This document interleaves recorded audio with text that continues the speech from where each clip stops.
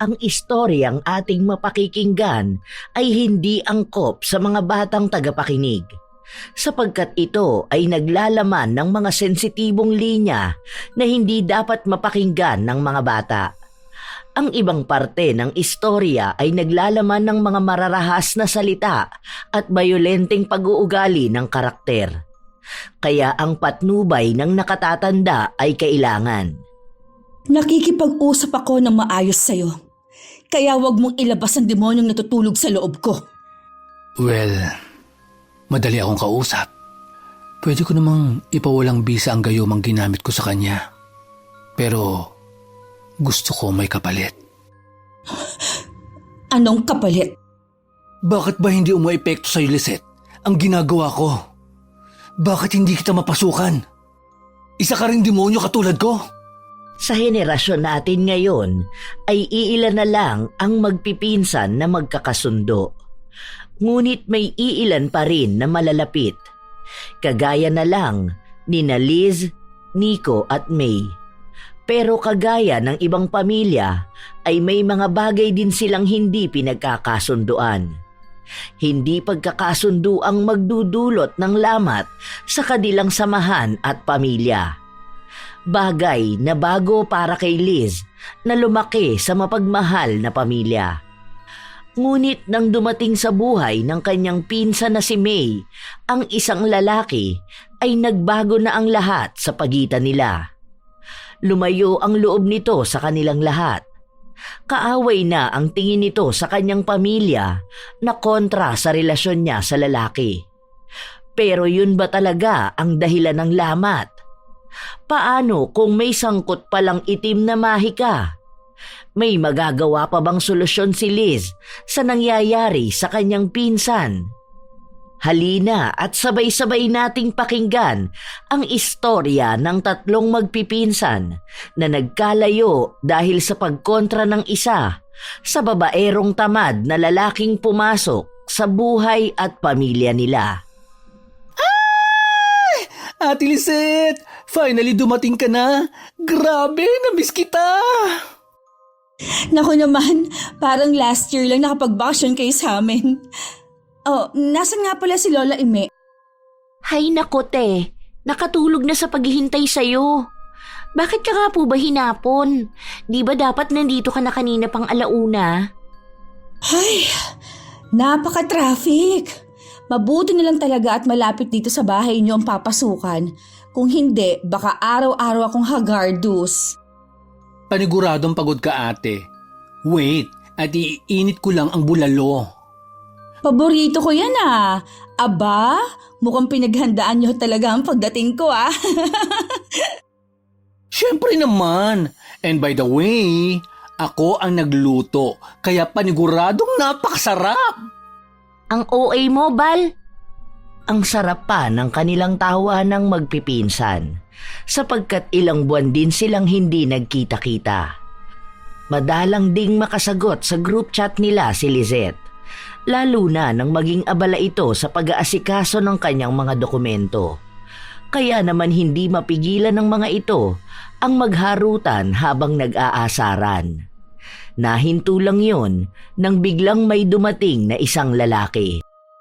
Anong ginagawa mo rito, Rick? Mag-usap tayo. Hindi pwede ang sinabi mo lang na ayaw mo na. Ate Lisette, samahan mo muna akong bumili ng soft drinks. Ang init dito eh. Parang sa impyerno. Ayos lang ba na iwan natin si May? Ayos lang po. Huwag ka mag-alala ate. Kayang-kaya ko to. Aangal pa sana si Lisette, pero hinila na siya palabas ni Nico. Nang makalabas na sila ay kumapit pa ito sa kanyang braso at kumakanta-kanta pa habang naglalakad sila papuntang tindahan. Malapit lang naman yun, kaya kaagad din nilang narating. Pagdating sa tindahan, ay sinabi ng tindera na nakita daw nito ang ex-boyfriend ni May. May mga sinabi pa ito na mayabang at baka manggulo sa kanila ang lalaki. Kaya naman napataas ang kilay ni Lisette at tiningnan na may pagtatanong sa mga mata si Nico. Bakit? Bayolente bang lalaki? Si Rick? Ay nako ate, ilang beses na niyang niloko si Kambal. At kapag nakikipaghiwalay, pinipilit si May na makipagbalikan. Hopefully, hindi niya nabalikan. Grabe ang stress ay binibigay ng kumag na yon. Ganun ba? Aaminin ko, mabigat talaga ang loob ko kay Rick. Hindi lang dahil sa niloko niya noon si May. Pero, ewan ko ba? Pag nakikita ko siya, kahit noon pa, inis na inis ako. Maybe because of his aura. Parang mayabang kasi ang dating niya at parang walang plano sa buhay. Pero ayoko naman siyang husgahan. Mas worse pa siya ate. Pakiramdam ko nga, para akong kinikilabutan sa tuwing tumitingin siya. Huwag ka mag-alala. Bibigyan kita ng bracelet charm para hindi ka maka-attract ng negative energy. Ha? Bracelet charm? Parang napanood ko nga sa Blue Up na maganda yun. To attract wealth, prosperity, and luck. Iba-ibang charms yon. May kasamang gemstone na ibibigay ko sa'yo. May basbas yon, kaya paniguradong epektibo. Nice! Dapat si Kambal din. Mukhang kailangan niya yun. Naka-attract kasi siya ng kupal. Natatawa na lang si Lizette sa sinabi ng kanyang pinsan na si Nico.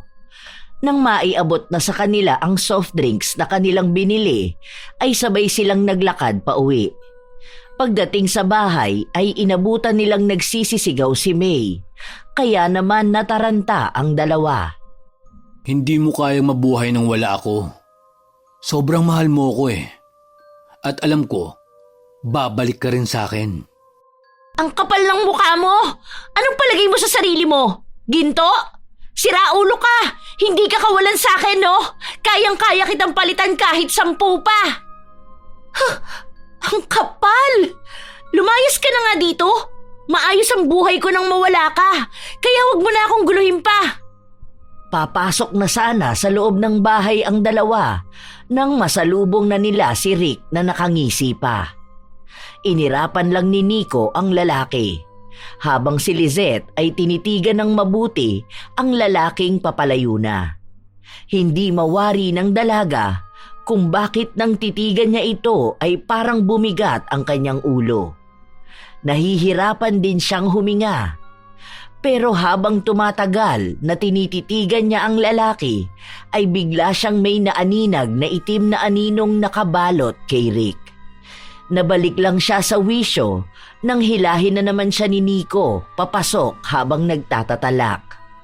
Naku naman ate, ang init-init nagbibilad ka sa arawan. Naku, baka masira ang maganda mong skin.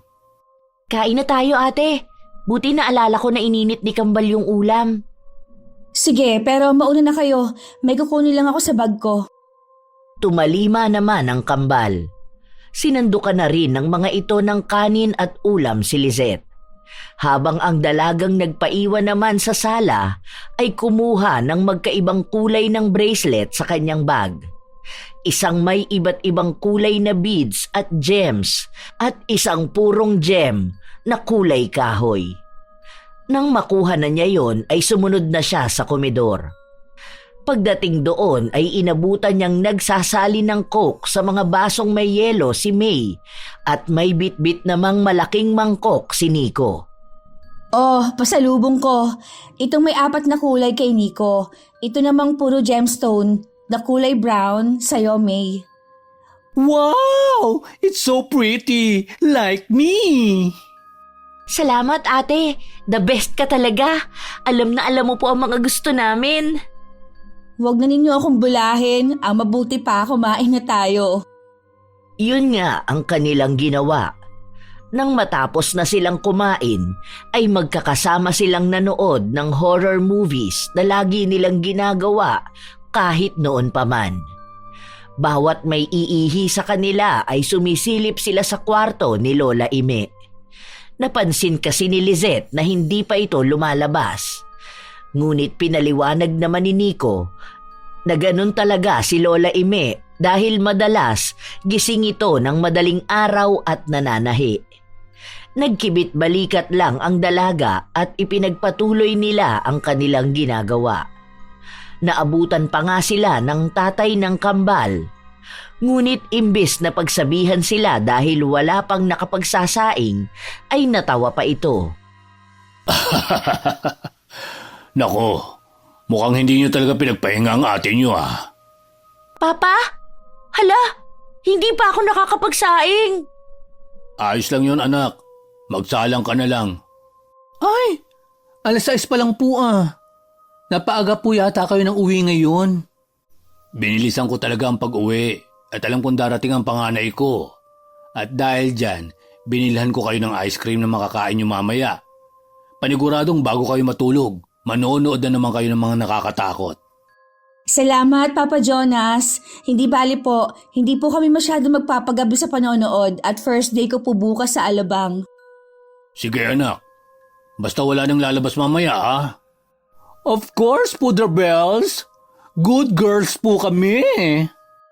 Napapailing na natatawa na lang si Jonas sa sinabi ng kanyang kaisa-isang anak na lalaki na may puso naman ng isang babae. Magkaganon pa man ay tanggap niya yon at hindi kailanman kinuwestiyon ang Diyos sa ibinigay sa kanya. Para kay Jonas, biyaya sa kanya ang kambal. Kaya kahit ano pang sabihin ng iba sa anak niyang si Nico ay hindi niya yon pinapansin. Ang mahalaga sa kanya ay mabuhay niya at maibigay niya ang pangangailangan ng mga ito. Kahit pa nga sabihing nasa wastong edad na ang mga anak niya. Siguro naman, ngayon nandito na si Ate Lisette niyo, ay ma-inspire kayo sa kung ano ang gusto niyo para sa future niyo.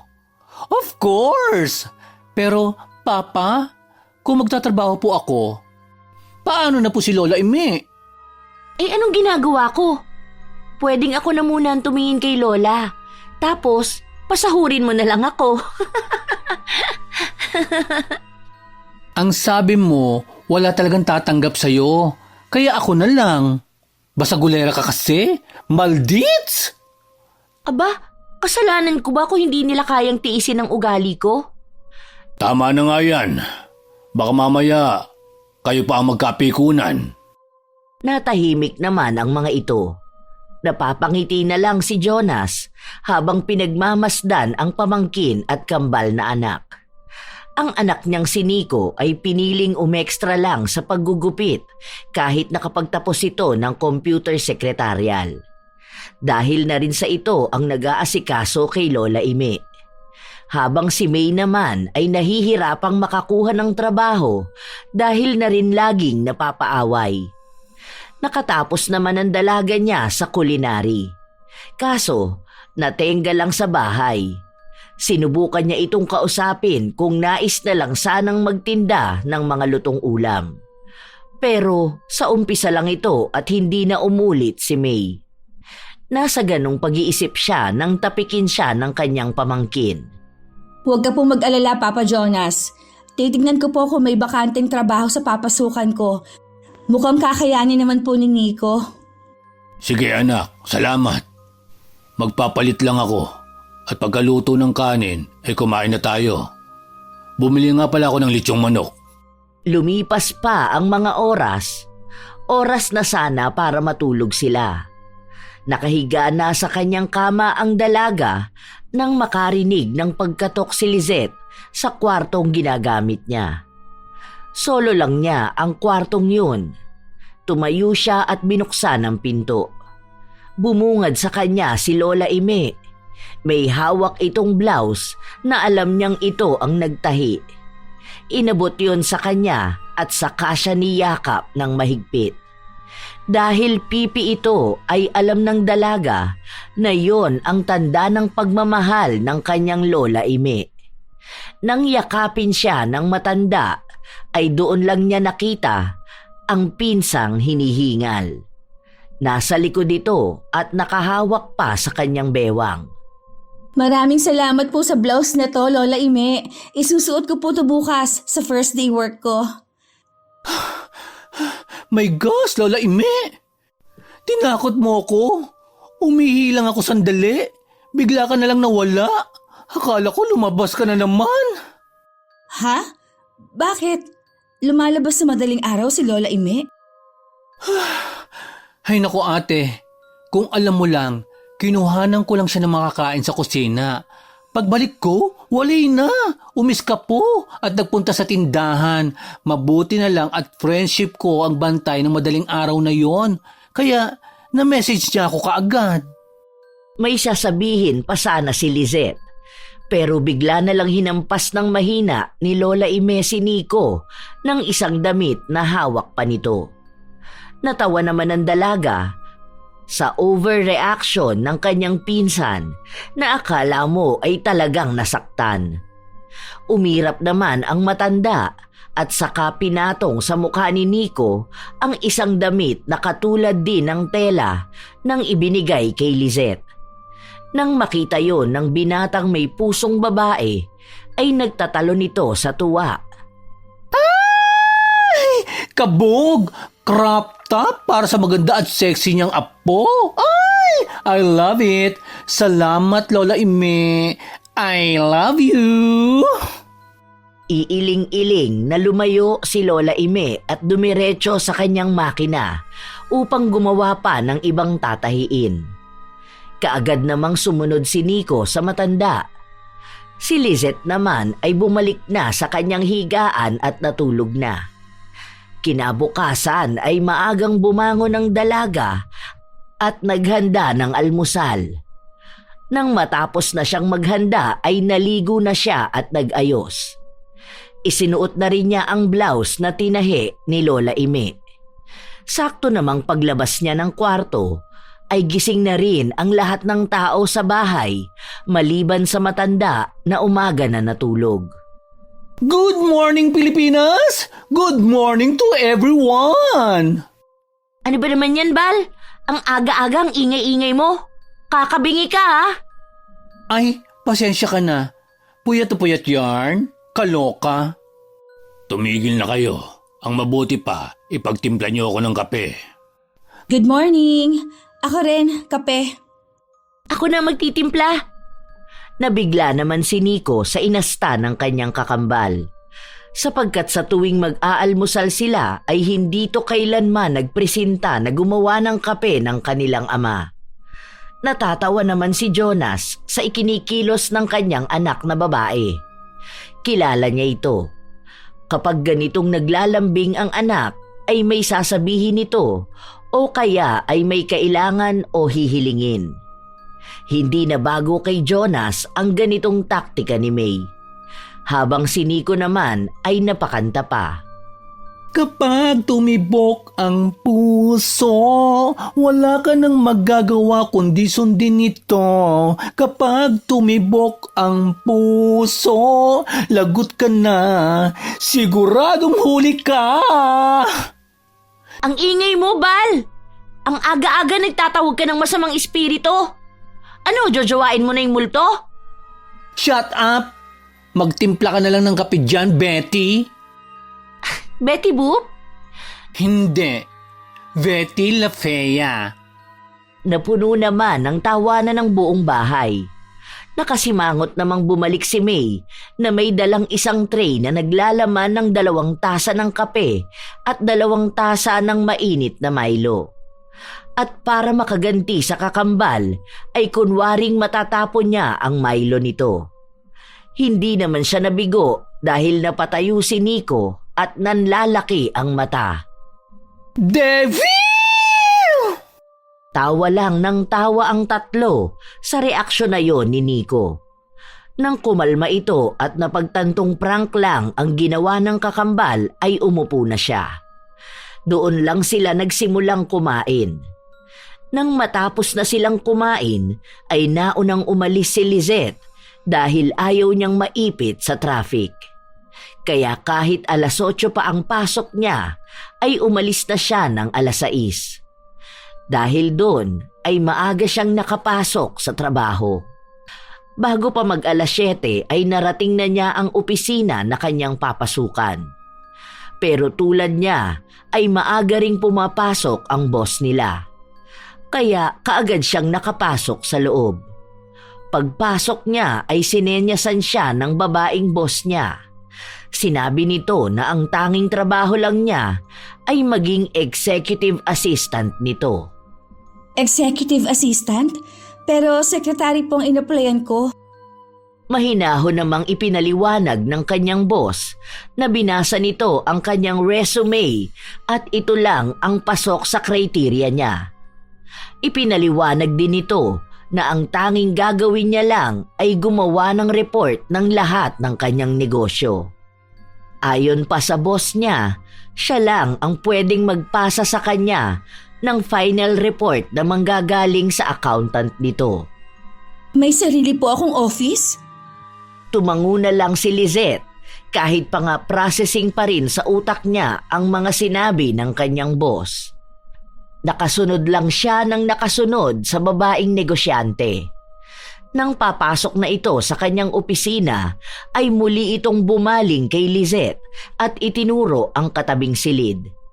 Sinabi ng boss na doon daw mag-oopisina ang dalaga. Tumango lang ito at sinabi na purong paperworks lang ang kanyang gagawin. Natuwa naman si Lizette dahil sa pagkakaalam niya ay may 5 uri ng negosyo ang kanyang boss. Mahihirapan siyang puntahan isa-isa ang mga yon araw-araw para kunin ang report. Tapos i-encode pa niya bago i-finalize. Mabuti na lang at hindi na siya ang gagawa nun. At finalization lang ang kailangan niyang gawin. Kahit pa nga maraming paperworks yon, ay mas komportable siya sa ganun. Sinabi rin ng kanyang boss na weekly ang pasok ng report sa kanya, pero bi-monthly ang pasa niya ng report at salary computation ng mga staff. Sige po, gagalingan ko po sa trabaho. Ngumiti lang din ang kanyang boss bago ito pumasok sa kanyang sariling opisina. Nang makapasok na ang boss niya, ay nasasabik na rin siyang nagtungo sa silid na magiging opisina niya. Pagkabukas niya ng pinto ay namangha siya dahil malaki yun at tanaw pa ang Ayala Mall Garden. Nang lapitan niya ang kanyang magiging working station sa opisina, ay nakita niyang bukod sa desktop ay may laptop at iPad din doon na may kasama pang note. Binasa niya yon ng malakas. Sa aking bagong EA, ang lahat ng nasa lamesa mo ay maaari mong gamitin para sa trabaho. Ang laptop at iPad ay magagamit mo kung may mahahalagang dokumentong kailangan mong suriin. Maaari mo itong iuwi. Sana ay maging masaya ka sa kumpanya ko, Boss A. Ay, ang sweet naman ni Boss A. Ang swerte ko talaga. So, ngayon, ang kailangan kong gawin ay aralin ang report na ginawa last week. Yun nga ang ginawa ni Lizette. Buong araw ay inaral niya ang lahat ng report na pumasok nung nakaraang linggo. Ayon naman sa kanyang boss, ay yun ang kanyang gawin para hindi siya mahirapan. Ipinakilala rin siya sa lahat ng kailangan niyang kausapin at kontakin para sa weekly report na kakailanganin niya. Nagsabi pa si Boss A na every end of the week ay kailangan niyang isa-isang puntahan ang lahat ng negosyo para makausap ang mga head nun. Sinigurado naman ito na hindi siya mahihirapan dahil bilang executive assistant ay maaari niyang gamitin ang isa sa kanilang company car kung ito ay para sa trabaho. Nang sumapit na ang 5:00 ay inayos na niya ang kanyang mga gamit. Naisipan niyang dalhin pa uwi ang iPad para mas mabusisi ang mga files.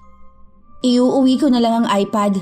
Kailangan bukas makapagsimula na akong mag-encode ng ibang report para hindi ako mahirapan sa finalization. Hindi ako matataranta pagdating ng pasahan. Tama, makauwi na nga. Baka mahirapan ako makasakay. Inayos na niya ang kanyang mga gamit. Pagkatapos nun ay lumabas na siya. Sa kanyang paglabas ay nakasabay naman niya si Boss A. Nagpaalam na siya rito. Ngunit bago pa man siya tumalikod, ay tinanong na siya ng babaeng amo kung gusto ba niyang sumabay. Sinabi rin ito na malapit lang ang subdivision niya sa lugar ni Lizette. Paano po ninyo nalaman kung saan ako nakatira? Tatawa-tawa naman si Boss A na sinabi ang dahilan ng pagkakaalam nito ng kanyang tinitirhan. Ayon sa kanyang amo, dati palang mananahi sa pabrika ng kanyang mga magulang si Lola Ime. Kaya naman nang makita niya na isa ang matanda sa reference na ginamit ng dalaga, ay kaagad niyang tiningnan ang qualification nito. At dahil doon ay mas nabigyan niya ng nararapat na posisyon ang apo ng dating tauhan ng kanyang mga magulang. Wow! Grabing coincidence po. Sige po, Boss A. Makikisabay na lang po ako sa inyo. Sabay na umuwi ang dalawa.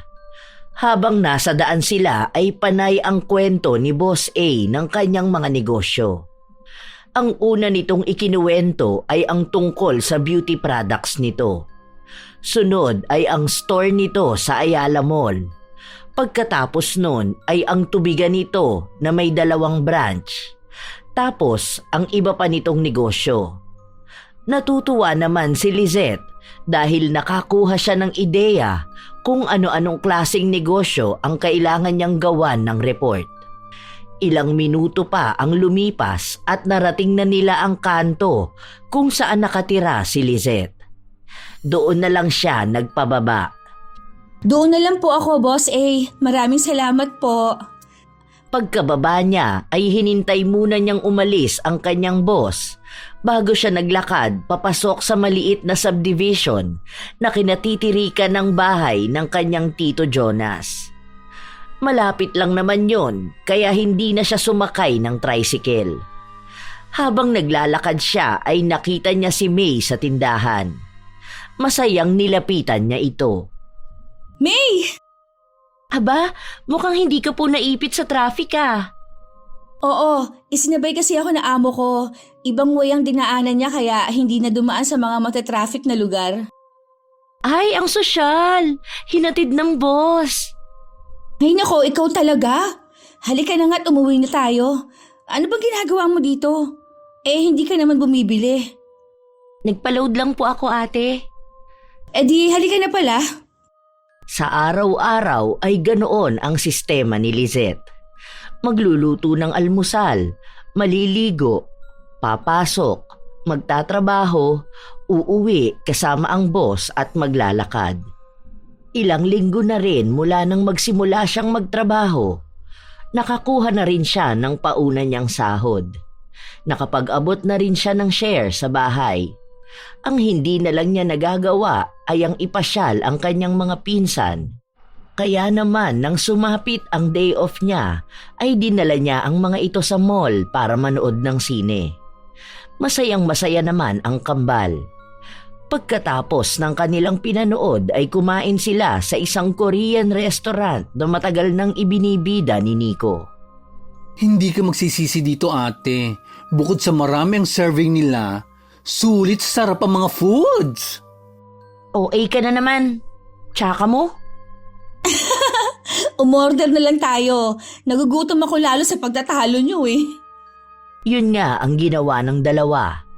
Nang makapag-order na sila ay masaya pang nagkukwentuhan ng tatlo nang biglang mag-ring ang cellphone ni May. Sinilip nito ang aparato bago nagpaalam sa dalawa na sasagutin lang yon sa labas ng resto. Napataas naman ang kilay si Nico at nagkomento pa. Pero hindi na narinig yon ni May sapagkat nagmamadali na itong lumabas. I smell something fishy. Baka hindi ka nag-toothbrush. Nag-brush kaya ako, te. Pero alam mo, feeling ko kaya lumayo yun dahil ang tumawag ay walang iba kung hindi si Kupalogs. Ikaw talaga? Tamang hinala. Malay mo naman bago. Musang ka rin eh. Well, nasa dugo natin pagiging chismosa. Basta, totoo lang ang sinasabi. Nasa ganong usapan ang magpinsan na sina Nico at Lizette nang dumating ang kanilang order na pagkain. Habang si May ay hindi pa rin bumabalik sa loob. Plano pa sana ng dalaga na hintayin ito, pero nanguna na si Nico sa pagkain. Kumain ka na, te. Mamumuti ang mga mata mo kung hihintayin mo yon. Baka abutin pa ng Pasko ang babaita na yon. Ikaw talaga, masyado kang harsh sa kakambal mo. Siya na nga lang kamukha mo lagi mo pang inaaway. Di ba, ang laging bilin ko sa inyo, kayo ang magkakampi? Alam ko naman yun, te. Minsan lang talaga ang sarap batukan ng kambal ko na yan sa sobrang katanghan. Pero masarap talaga ang foods. Natatawa na lang si Lizette sa kanyang pinsan. Kumain na lang din siya at inenjoy ang pagkain. Ilang sandali pa ay dumating na rin si May. Makikita sa mga mata ng dalaga na galing ito sa pag-iyak. Hindi na lang sana pupunahin yon ni Lizette, pero prangka talaga si Nico. Si Rick na naman ang tumawag sa'yo. Ano na naman ba ang kailangan ng kupal na yon? Pinaiyak ka pa talaga, ha? Ito naman, hindi naman si Rick ang iniiyak ko kundi yung sinabi niya. Tinakot ka na naman niya? At nagpapatakot ka na naman? Wait! What? Tinatakot ka niya? May, kilala kita. Palaban ka at hindi ka madaling sindakin. Ano bang sinasabi ng lalaking yon? Papatayin daw niya ako at guguluhin ang buhay ng buong pamilya ko, ate. Wala akong future sa kanya. Pero natatakot ako para kila Papa. Di wag mong balikan. Hindi ka naman nag-iisa. Ano pa at tinawag tayong pamilya kung hahayaan namin saktan ka ng demonyo na yon? Tama si Nico, May. Mas gugustuhin namin protektahan ka kaysa malulunod ka sa apoy. Tama po kayo. Hindi ko alam kung bakit napaka-emosyonal ko nito mga nakaraang araw. Pero hindi ako to Hindi naman ako iyakin. Si Nico yun. Promise mo sa amin na mas uunahin mo ang sarili mo at hindi ka magpapadala sa pananakot ni Rick. Promise. Good! Kaya punasan mo na yung luha mo at baka umalat na ang pagkain sa kaiiyak mo. Nagpahid si May ng kanyang mga luha at sabay-sabay silang kumain. Nang matapos na silang kumain ay nagtungo naman sila sa bread talk at bumili ng cheese bread para may pang-almusal sila kinabukasan. Pagkatapos nun ay bumili naman sila ng mga Bavarian donuts na paborito ni Lola Ime. Nang makabili na ay saka lang sila umuwi. Sakay ng taxi ay panay ang kulitan ng tatlo. Nag-aasaran at nagpaplano ng outing para sa darating na kaarawan ng kambal. Baka naman gusto niyo pa ng may clown. Bata lang ang peg? Hindi ba pwedeng poging umaalon-alon na lang? Yak, kadiri ka talaga. Kung mag-out of town na lang tayo. 3 days and 2 nights sa Tagaytay, tapos tayong pamilya lang. Ay, bet ko yan. Ay, ako rin. Tapos tanaw na tanaw natin ang Taal with a lot of foods. Gorabels na yan. Sige, kakausapin ko si Tito para makapag-book na ako ng tutuluyan natin. Ang alam ko, maraming transient house sa Highland. Kahit pinag-uusapan pa lang nila ay nasasabik na ang tatlo. Hindi lang dahil makakapunta sila sa Tagaytay, kundi magkakasama pa sila. Tapos, sasakay tayo ng Ferris wheel with viewing the night light of Tagaytay. Ay, ang saya-saya, no? Nagtatawanan pa sila nang biglang huminto ang taxi na kanilang sinasakyan. Doon lang nila napagtanto na nakarating na pala sila sa bahay. Kaya naman nagbayad na si Lizette bago sila bumabang tatlo. Pagkababa nila ay sakto namang dumating si Rick. Biglang nagbago ang mood ng tatlo. Kumapit sa braso ni Lizette si May na hinawakan naman ang isang kamay niya. Habang si Nico ay nakapamewang pa at nakataas ang kilay. At ano na naman ang ginagawa mo dito? Manggugulo ka na naman? Gusto mo bang ipablatter kita? Ano bang pakialam mo? Hoy bakla, Huwag kang magtapag-tapangan ha. Baka pag napikon ako sa'yo, lumod ka. Yak! Kadiri! Anong tingin mo sa sarili mo? Gold? Ay, kadiri talaga. Hayaan niyo na siya. Pumasok na lang tayo. Mabuti pa ate nyo, mabait. Saan ba nagmana ang bakulaw na kakambal mo, May? Tumigil ka na, Rick. Kahit anong gawin mo, hindi na ako babalik sa'yo. Kunin mo na lang itong binili kong brownies para makaalis na ako. May pagdadalawang isip man ay kinuha na lang yun ni May para umalis na ang lalaki. Nang makuha na ng dalaga ang iniaabot ng kanyang ex-boyfriend, ay umalis na rin ang lalaki. Pagkaalis nito ay sakalang pumasok ang tatlong magpipinsan. Pagpasok nila ay inabutan nilang nagtatahi si Lola Ime. Habang si Jonas naman na ama ng kambal ay nakatulog na habang nakaupo sa tumba-tumba. Inabot lang nila ang kanilang pasalubong sa matandang nananahi bago ginising ang pobreng ama para makalipat na ito sa kanyang silid. Pa, lipat ka na po sa kwarto mo. Ako na pong bahalang magbantay kay Lola. Oh, nandyan na pala kayo. O sige, kayo nang bahala kay nanay ha. Yes, Papa. Sige na, kung nagugutom kayo, nasa rep ang tirang ulam. Initin nyo na lang. Sige po, Papa Jonas. Nang makaalis na si Jonas, ay pumunta si Lizette sa kusina at ibinaba sa lamesa ang kanilang binili na tinapay. Pagkababa nun ay bumalik siya sa sala. Inabutan niya si Nico na pinapakain si Lola Ime ng donut. Habang si May naman ay nakaupo sa mahabang sofa habang kinakain ang brownies na bigay ni Rick. Nang mapansin siya ng kambal ay sinabihan na rin siyang magpahinga ng mga ito. Pahinga ka na rin ate.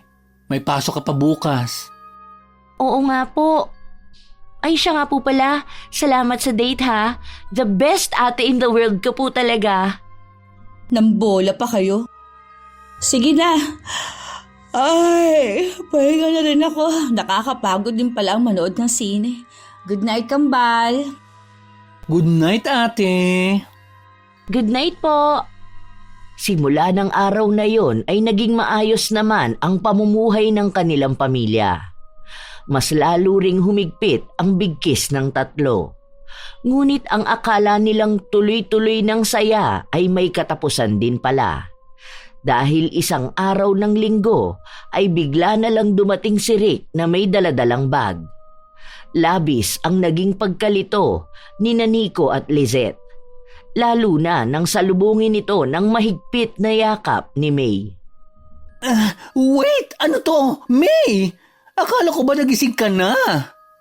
Mahal namin ng isa't isa. Kaya sana naman hayaan niyo na lang ako. Eh bakit may dalang bag yan? Magtatahanan kayo? May, huwag naman ganito. Hindi kami magtatanan. Dahil dito na siya titira. Magsasama na kami. Nababaliw ka na ba? Alam ba ni Papa ang kabubuhan mo? Mahiya ka naman. At ikaw naman lalaki, ang tigas din talaga ng mukha mo, no? Anong pang-uto na naman ang sinabi mo sa kapatid ko? Ako? Ang kapatid mo nga nagmamakaawa sa akin para makipagbalikan eh. Ano bang problema mo, Nico? Bakit ba ayaw mo ako maging masaya? Si Rick ang buhay ko.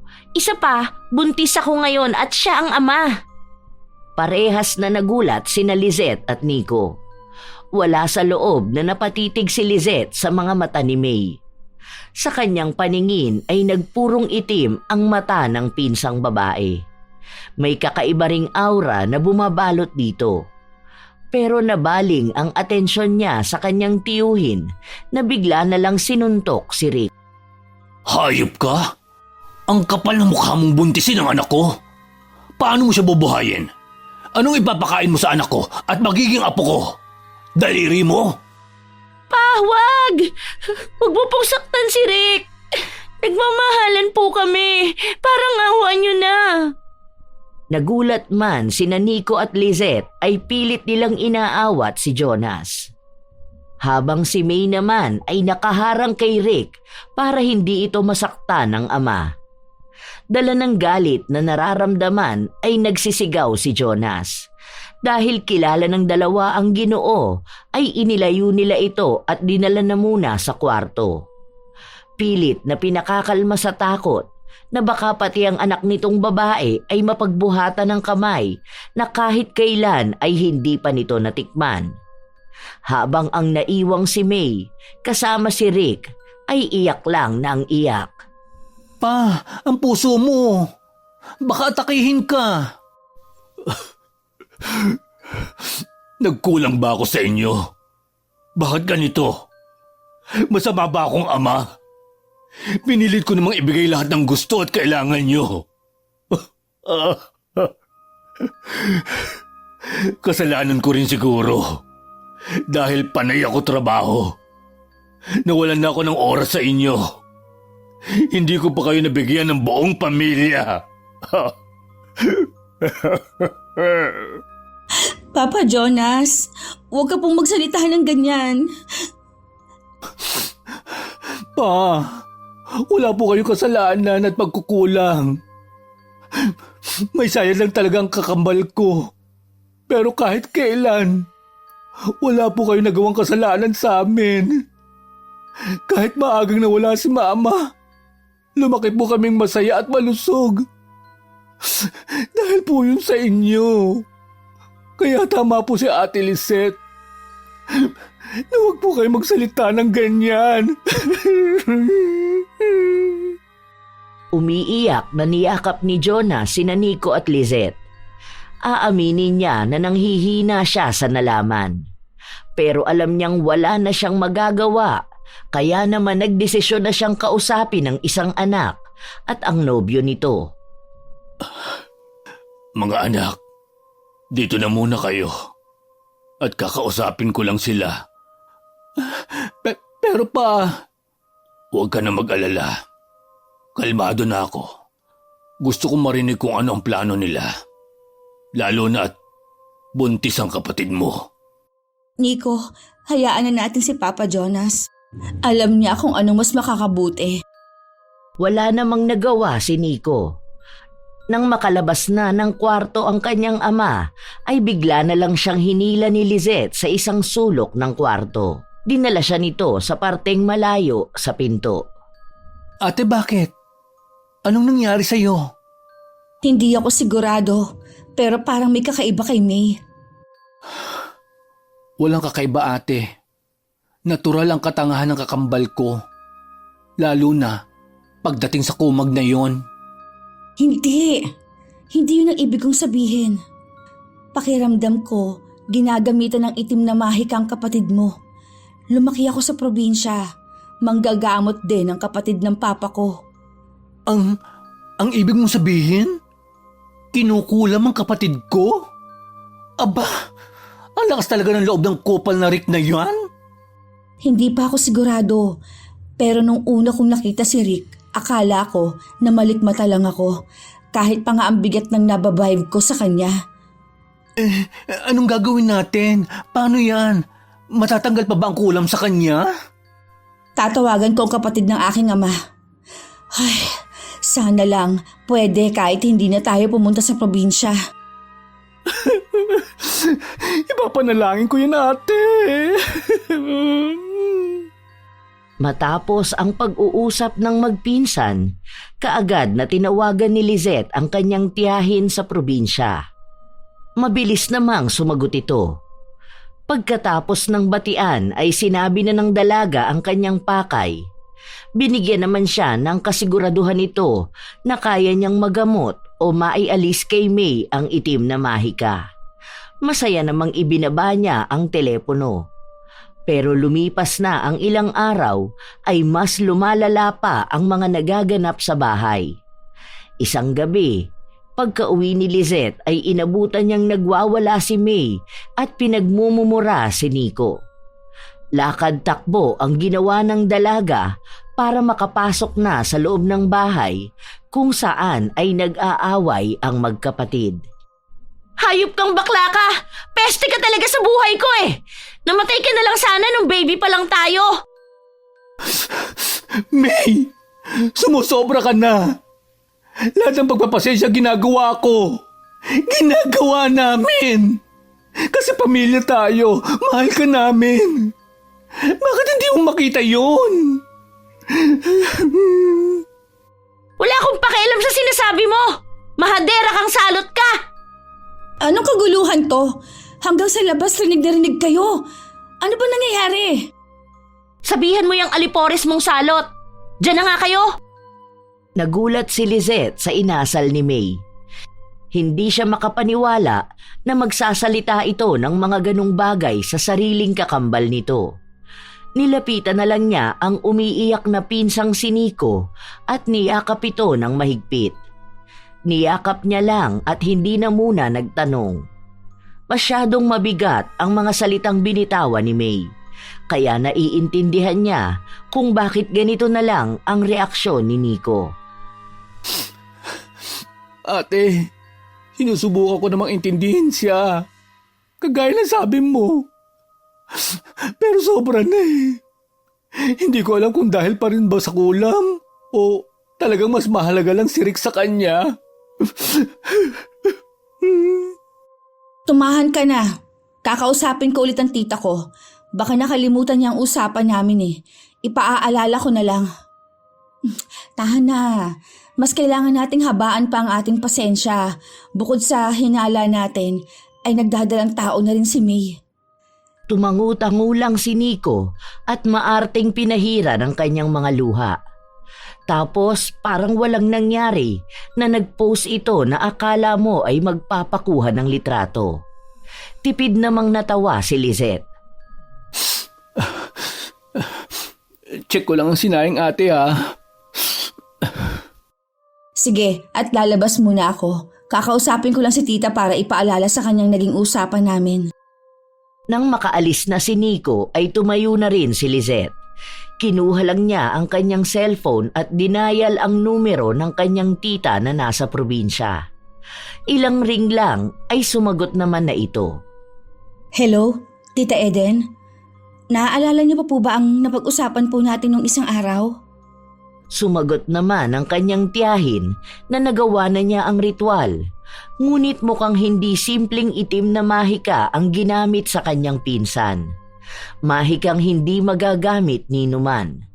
At tanging ang naglagay lang nun kay May ang maaaring mag-alis ng bisa. Sinabi rin ni Eden na matinding gayuma ang ginamit sa kanyang pinsan. At ang tanging paraan na lang nila ay makausap ang nagpataw at makiusap na tanggalin na ang bisa. Hindi po ba kaya ng ibang paraan? Parang malabo po ang sinasabi ninyo eh. Ipinaliwanag ni Eden sa pamangkin na kapag pinatagal pa nila ay maaari ng masakop at maging papet ang kanyang pinsang babae. Kaya kahit labag sa loob ni Lizette ay susubukan niyang kausapin si Rick. Susubukan ko po na kausapin ang sa palagay ko na naglagay sa kanya. Pero hindi po siguro sa ngayon. Salamat po, tita. Lumipas pa ang 3 araw bago nagkalakas loob si Lizette na kausapin si Rick. Nang lumabas ito ng kwarto ay kinuha na niya ang pagkakataon at inaya ito sa labas para mag-usap. Hindi naman nahirapan ng dalaga dahil kaagad na nagpaunlak ang lalaki. Nang nasa labas na sila ay sinabi na niya ang kanyang pakay. Didiretsuhin na kita. Alam ko na may inilagay ka kay May. Iba ka talaga. Maganda. Matalino. Kamangha-mangha. Hindi ko inakala na malalaman mo ang sikreto ko. Mukhang marami kang alam sa mga ganong bagay ah. Rick, nakikiusap ako sa'yo. Tanggalin mo na kung anumang mahikang inilagay mo sa pinsan ko. Minahal ka niya at alam kong may puwang ka pa rin sa puso niya. Kaya kahit na alam ko na ang ginawa mo, ay pinipilit kong sarili ko na tanggapin ka. Para sa pinsan ko. Hindi kaagad sumagot si Rick. Bagkus ay inikutan nito si Lizette at inamoy-amoy pa ang buhok. Naiirita man ay mas pinili ni Lizette na hindi yon pansinin. Ang mahalaga sa kanya ngayon ay makumbinsi ang lalaki sa kanyang pakiusap. Ngunit napapitlag ang dalaga nang bigla na lang hawakan ni Rick ang kanyang mga braso at marahang itinaas baba yun. Dahil doon ay iwinaksi ng dalaga ang pangahas na kamay ng lalaki. Nakikipag-usap ako ng maayos sa'yo. Kaya huwag mong ilabas ang demonyong natutulog sa loob ko. Mas lalo akong naaakit sa'yo. Ang hot at sexy ng dating mo. Ganyan ka rin kaya kapag dinala na kita sa langit. Hindi ako nakikipaglandian sa'yo. Tatanggalin mo ba ang nilagay mo sa pinsan ko o ipababalik ko sa'yo ang ginawa mo? Well, madali akong kausap. Pwede ko namang ipawalang bisa ang gayumang ginamit ko sa kanya. Pero gusto ko may kapalit. Anong kapalit? Ikaw ang gusto kong kapalit. Maging akin ka at bibitawan ko ang pinsan mo. Mamili ka. Nagpapatawa ka ba?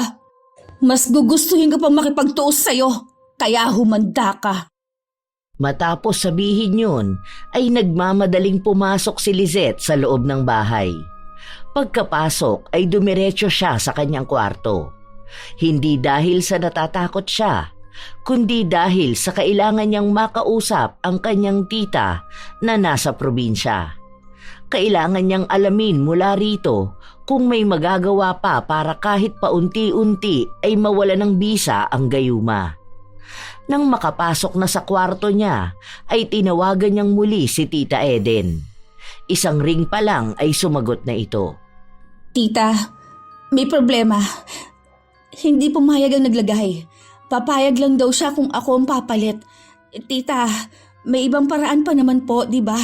Kahit hindi bilang lunas, kahit paunti-unti. Sumagot naman si Eden at sinabi sa pamangkin ang nalalaman. Ayon sa tiyahin ay may magagawa sila, pero hindi nga lang biglaan. Nabuhayan ng loob si Lizette sa sinabi ng babae. Ayon pa rito, gabi-gabi niyang dadasalan si May. Ang kailangan lang di umanong gawin ng dalagang si Lizette ay ang araw-araw na pagpapausok sa loob at labas ng bahay tuwing sasapit ang 6:00. Kasabay nun ay mananampalataya siya sa bundok. Sinabi pa nito na may ipapadala itong mensahe ng detalye na kanyang gagawin. Talaga po, maraming salamat Tita Eden. Nang matapos ang kanilang pag-uusap, ay inabangan ni Lizette ang mensaheng ipapadala ng kanyang tiyahin. Hindi naman siya nabigo dahil ilang minuto pa lang ay tumunog na ang kanyang telepono. Nang pindutin niya yon ay lumabas ang mensahe ni Eden. Mahina niyang binasa yon. Bukas, araw ng Martes, ay magpausok ka ng insenso na may kasamang asin at lagyan mo ng langis na pinadala ko. Ilibot mo sa buong bahay. Kung may pagkakataon ay mausukan din sana ang pinsan mo. Well, gagawan ko na lang ng paraan to. Ang kasunod na araw, ang pagpapausok ay Biyernes. Sa parehas na araw ay pakainin mo ng pagkaing dadasalan si May. Napaisip bigla si Lizette kung kaya ba niyang dasalin ang Latin na mga salitang kasama ng mensahe ni Eden. Kabado man ay pumasok din sa kanyang isipan na kung hindi niya gagawin ay mawawala ng saysay ang mga ginagawa ng kanyang tiyahin. Kaya ko to. Kailangan ko subukan. Kinabukasan ay ginawa nga yun ni Lizette. Kinasabwat niya rin si Nico para mas magbukhang totoo ang gagawin nilang palabas. Nang sumapit na ang 6:00 ay inumpisahan na nila ang pagpapausok. Inuna nila sa harapan ng bahay, papasok sa loob. Nang matapos na sa sala, ay inisa-isa rin nila ang mga kwarto. Nang sa kwarto na nila May ay pasimple munang pinatakan ng langis ni Lizette ang pausok. Pagkatapos nun ay kumatok siya. Nakakadalawang katok pa lang siya ay bumukas na ang pinto at bumungad ang nakasimangot na mukha ni May. Ano na naman ang kailangan nyo? Uso ang dengue ngayon, kaya nagpapauso kami ng buong bahay. Papausukan rin namin ang kwarto nyo para hindi lumipat dito. True.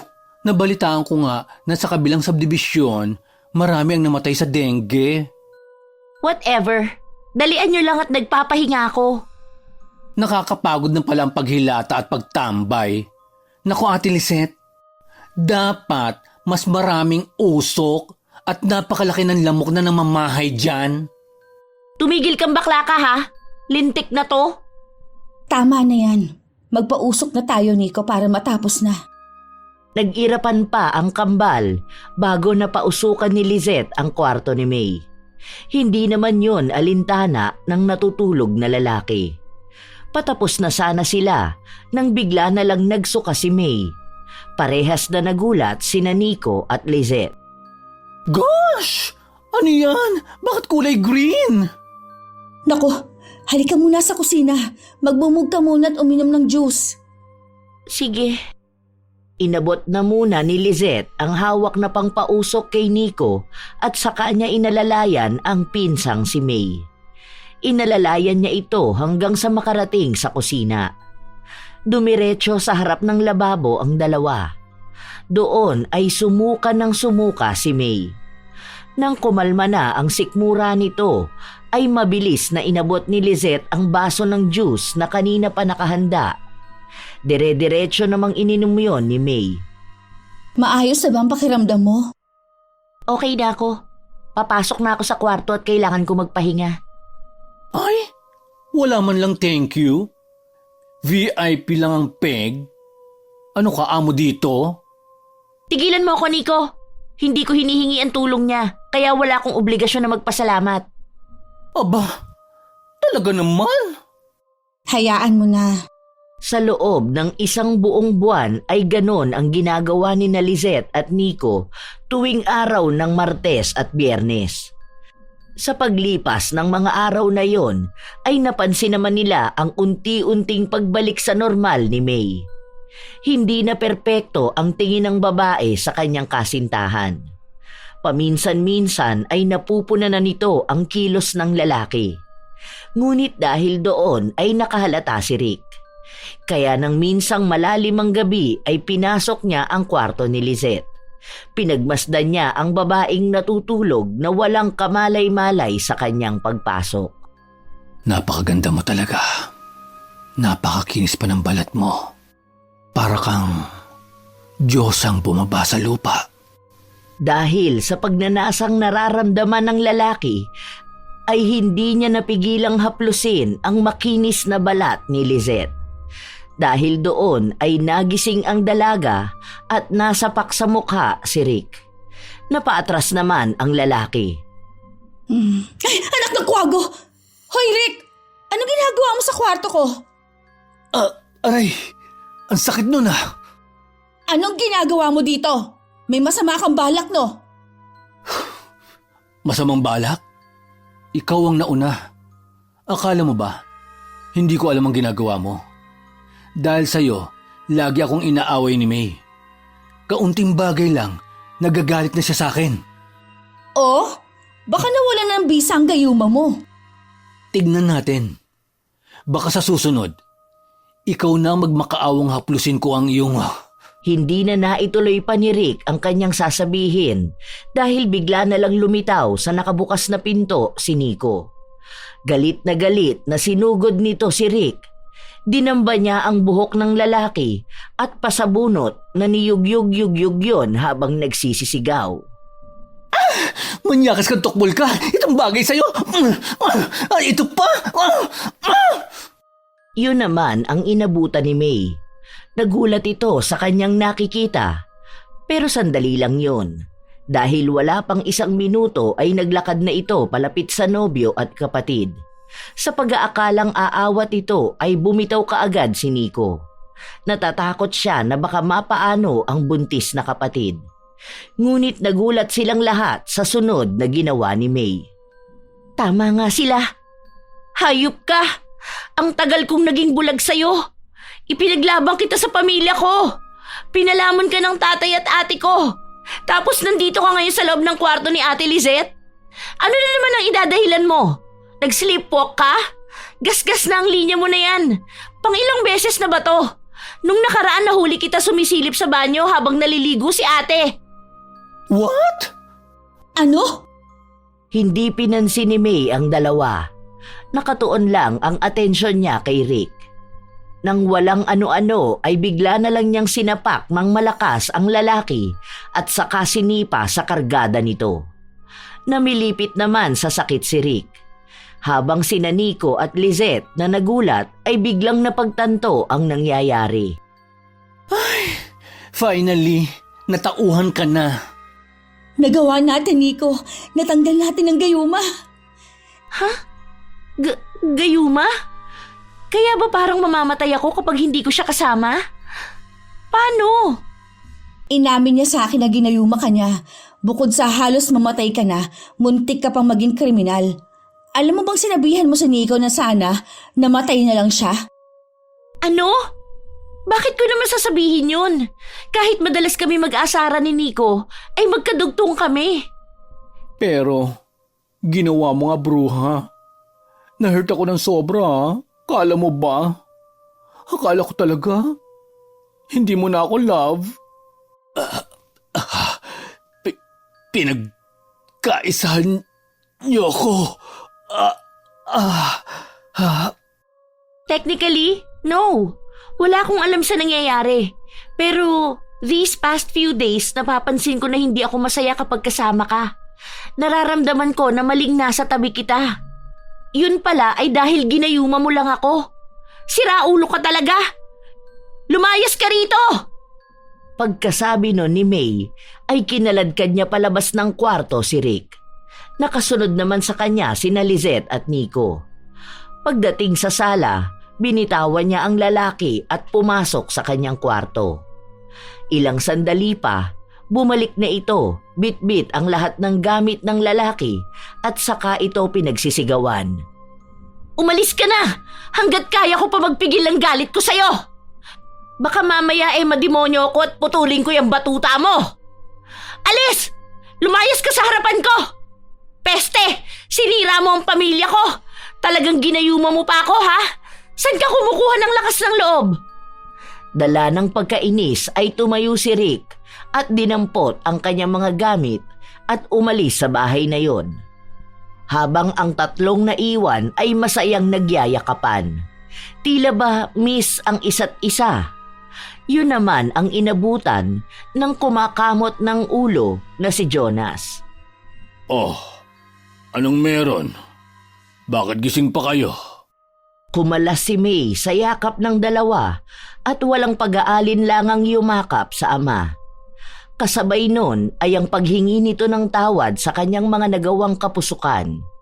Nabigla naman ang Ginoo at marahang kinapa ang noo, leeg, maging ang kilikili ng anak na babae. Tila ba hindi ito makapaniwala. Papa, sorry kung lagi kitang binibigyan ng sakit ng ulo.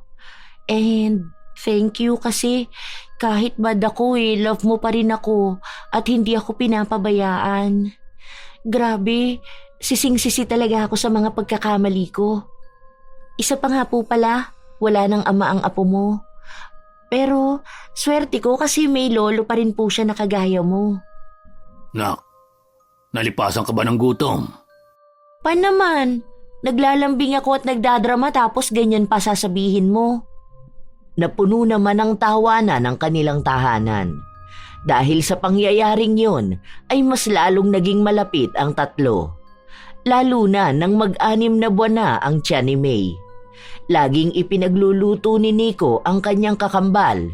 Si Lizette naman ang pinaglilihian niya. Lagi niya itong hinahanap-hanap. Si Lola Ime naman ay panay ang tahi ng mga damit pang bata. Tinuruan din ng matandang babae na magganchilyo si Buntis.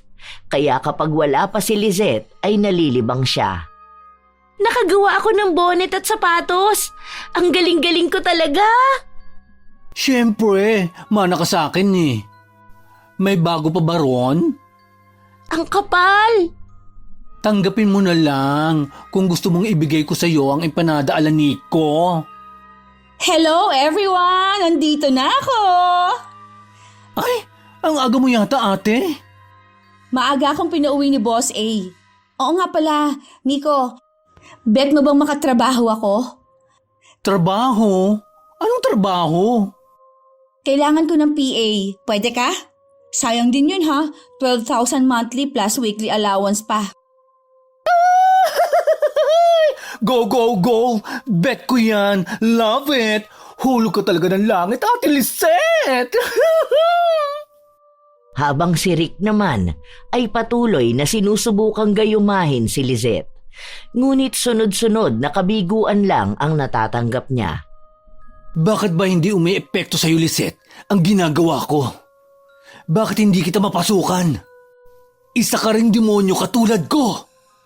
Habang masayang nagpapatuloy sa buhay ang pamilya nila Jonas, May, Nico, Lola Ime at Lizette, pati na ang batang paparating pa lang, ay patuloy naman sa pagbagsak si Rick. Dahil sa mga panggagayumang ginagawa nito sa iba't ibang babae ay nakarma siya. Nagkaroon siya ng diferensya sa pag-iisip. Magkaganoon pa man, ay hindi nawala sa kanya ang pagiging mayabang na nagdala sa kanya sa kapahamakan nang minsang sinubukan niyang landiin ang isang babae sa bar. Hindi lang siya nabugbog, nagkaroon na rin siya ng kapansanan. Nalumpo siya at nagkaroon ng iba't ibang sakit sa balat. Sa kahit anong pagsubok na ating kakaharapin, ay may iilan lang na nananatili sa ating tabi upang tayo ay hindi tuluyang malunod sa kumunoy na gawa ng ibang tao. Ilang paalala mula sa istoryang ating napakinggan na sa mga nangyayari sa ating buhay ay huwag natin hayaan na makalimutan ng puso ang pagmamahal natin sa ating pamilya. Ang hindi pagsuko at haba ng pasensya sa taong mahal kagaya ni Lizette ay magdudulot ng maganda, lalo na kung ito ay wagas at dalisay. Ngunit atin ding tandaan na sa mundong ito ay iilan na lang ang tunay. Mas marami na ang nagpapanggap lang at nanggagamit. Maging mapanuri tayo at mapagbantay sa ating papapasukin sa ating buhay. Kaya naman ating pahalagahan ang totoo at iwasan ang mapanlinlang. Laging tandaan na ang kasamaan ay hindi kailanman magwawagi sa kabutihan. Shout out sa ilan sa mga solid na taga-suporta ng mga istorya ni Lola Telang. Isang magandang araw kina Fe Kapulong, Pamela Talaok, Ging Estrada, Ira Acevedo, Marisa Villanueva, Esther Asadon, Irma Sana Mendoza, Janine Mamon, Rebecca Verceles, Joy ng Bataan, Marie Lightworkers 720 ng La Union, Marie Sumading ng Binangonan Rizal, Jessie Testa, Belen Malbas, Bembem Lamata, Riza Bingco, Lily Munar, Natividad Tolibao, Linda Marie Cowley, Alfreda Tamsakdan Alano, Jerry Berden 542 ng Panabo City, Charlene Gumansing, Tambayan ni Arna, Thalia Thalay ng Jeddah, Kingdom of Saudi Arabia, Liza Riano, Violi Leharso, Cecil Sabroso, Marge S. Razon, Estela Cabral da Silva, Rosemary Cao, Jeanette Takazawa ng Japan, Elizabeth Hardenil ng Kawaguchi, Japan. Ito ang inyong Lola Telang at maraming salamat sa pakikinig. Hanggang sa susunod mga apo.